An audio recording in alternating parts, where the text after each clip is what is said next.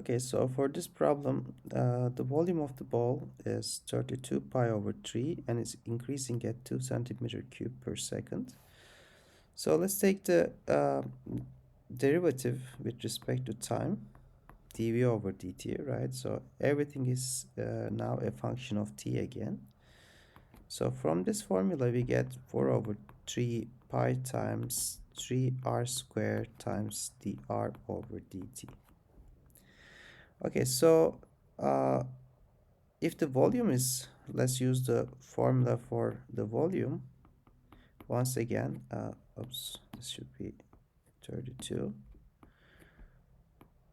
This is the volume, and we know that it equals this. So when the volume is this much, the radius will become 8 and the radius will be 2. So we found the radius. Now we know the volume is increasing at this rate, so this is dv over dt, which is 2.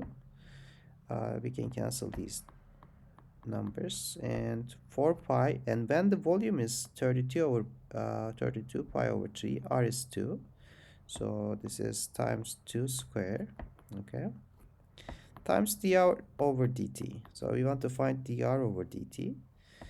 And from here we can compute dr over dt by simple calculations to be 1 over 8 pi. Okay, now the question is asking how fast is the surface area changing. Okay, so we want to find dA over dt. A is the surface area. Now if we look at this, we get 4 pi times 2r times dr over dt, and we know that r is 2, so this is 2 times 2 times dr over dt, and dr over dt is 1 over 8 pi, and from this we get 2.